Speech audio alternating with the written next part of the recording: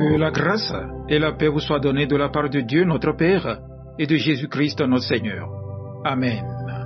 Le texte biblique de ce vendredi 21 novembre 2025 est tiré du livre d'Ézéchiel au chapitre 26, du verset 7 au verset 14. Le thème qui nous conduit dans notre méditation de ce jour est le suivant. Repens-toi pour éviter le châtiment du Seigneur. Prions. Seigneur notre Dieu, alors que nous allons ouvrir ta parole, dispose nos cœurs à t'écouter. Fais taire tout ce qui pourrait nous distraire, illumine nos esprits, éclaire notre compréhension et donne-nous d'accueillir ton message avec humilité. Parle-nous Seigneur, car nous sommes prêts à entendre ce que tu veux nous dire aujourd'hui. Amen. Ézéchiel, chapitre 26, du verset 7 au verset 14.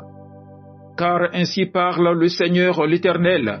Voici, j'amène du septentrion contre Tyr, Nebuchadnezzar, roi de Babylone, le roi des rois, avec des chevaux, des chars, des cavaliers et une grande multitude de peuples. Il tuera par l'épée tes filles sur ton territoire.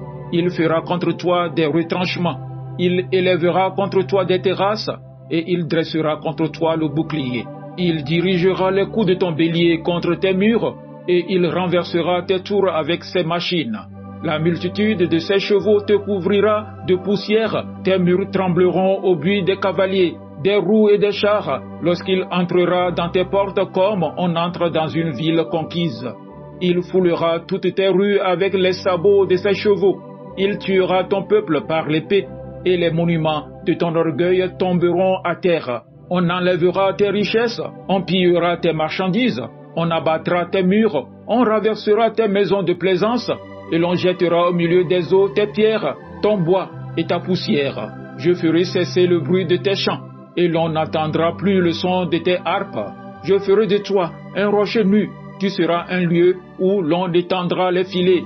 Tu ne seras plus rebâti, car moi l'Éternel, j'ai parlé, dit le Seigneur, l'Éternel. Amen. Chers frères et sœurs, en Jésus-Christ, le texte d'Ézéchiel 26 annonce le jugement de Dieu contre la ville de Tyr, une ville prospère, influente, sûre de sa puissance et de sa position stratégique. Mais derrière sa force extérieure, Tyr s'était enorgueilli, avait méprisé les desseins de Dieu et s'était réjoui de la chute de Jérusalem. Alors, le Seigneur annonce un châtiment sévère. Ce passage n'est pas seulement un récit historique, il contient un message puissant pour nous aujourd'hui. Dieu nous avertit afin que nous revenions à lui. Oui, mon frère, ma sœur, Dieu avertit avant d'agir. Tyr ne tombe pas soudainement. Dieu parle, Dieu prévient, Dieu révèle ses projets à Ézéchiel. Le Seigneur ne prend jamais plaisir à la destruction. Il avertit pour que l'homme revienne sur ses voies. Si Dieu avertit, c'est parce qu'il voit ce que l'orgueil et le péché préparent dans l'ombre. Ce qui semblait solide peut s'effondrer. Et cela nous amène au deuxième point. Le péché non confessé conduit à la ruine. Tyr se croyait intouchable, rempart puissant, commerce florissant, réputation internationale. Mais ce que l'homme ne remet pas à Dieu finit toujours par se détruire. Ézéchiel décrit une destruction progressive, les murs renversés, les richesses pillées, les fondations mises à nu. C'est l'image de ce qui arrive à une ville lorsque le péché n'est pas confessé. Cela ronge, affaiblit, déstabilise. Alors, si le péché mène à la ruine, que faire? Le texte nous pousse vers une réponse simple et vitale. Le seul chemin pour éviter le châtiment est le repentir. Tyr est jugé parce qu'elle refuse d'écouter Dieu. Mais à l'inverse, celui qui se tourne vers Dieu, celui qui reconnaît son péché, trouve toujours grâce. Le repentir n'est pas une honte, c'est une guérison.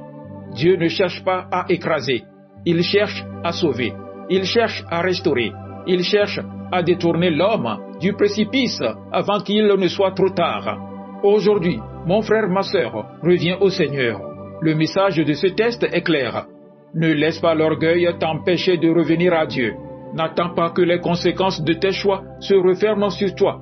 Dieu avertit parce qu'il aime. Dieu appelle parce qu'il veut sauver. Mon frère, ma sœur, aujourd'hui, si tu entends sa voix, n'endurcis pas ton cœur. Repens-toi pour éviter le châtiment du Seigneur. Reviens vers Dieu et il te relèvera. Amen. Agréable journée à vous tous.